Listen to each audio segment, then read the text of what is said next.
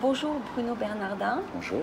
Vous êtes au Verbe Fou pour présenter la pièce Le Sang négrier, enfin Sang négrier, Oui. plus exactement, dans une mise en scène de Khadija El Madi. Oui. Et vous reprenez le superbe texte de Laurent Godet. Oui. Comment êtes-vous arrivé sur ce projet? Alors, Khadija El Madi et moi, nous travaillons ensemble depuis une vingtaine d'années. Nous sommes mis en scène mutuellement ou joué ensemble dans plusieurs projets à Avignon déjà, il y a déjà une bonne quinzaine d'années aussi.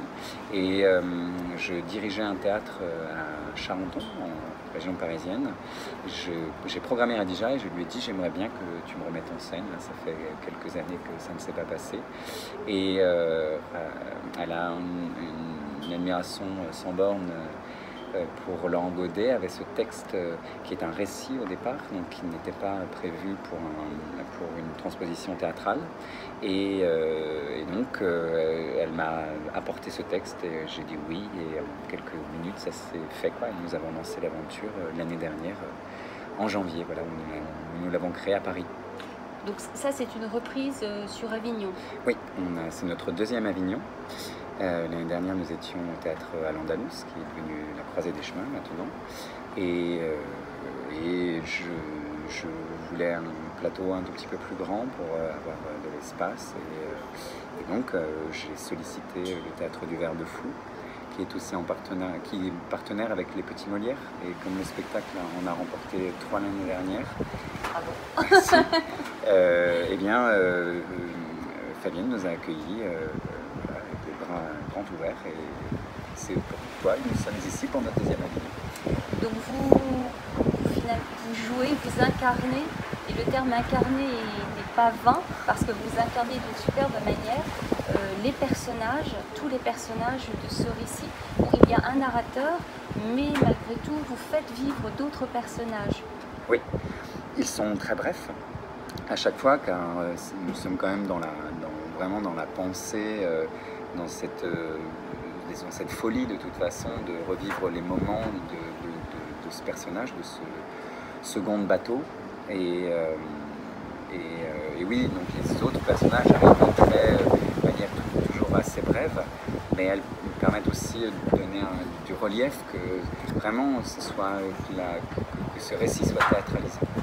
Voilà. Et à un moment, vous faites appel au masque. Oui.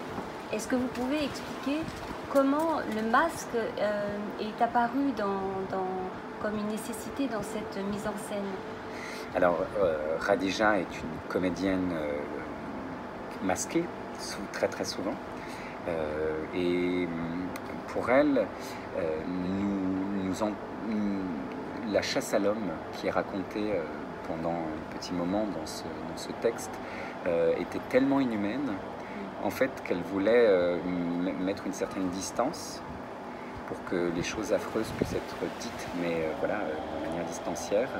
Et donc elle a choisi de faire cette partie-là masquée. Nous avons demandé à Étienne Champion, qui est créateur de masques, qui a façonné ce masque pour moi et pour ce spectacle.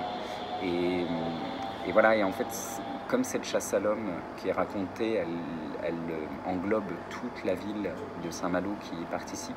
Ça permettait aussi de faire en sorte que de dédoubler en fait la personne que j'étais, pour faire en sorte que ça devienne un... Ça puisse être tout le monde. Voilà, c'est ça.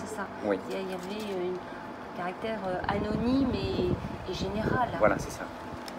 Mais ce qui est très étrange, c'est que lorsque vous mettez le masque, votre gestuelle et votre voix changent.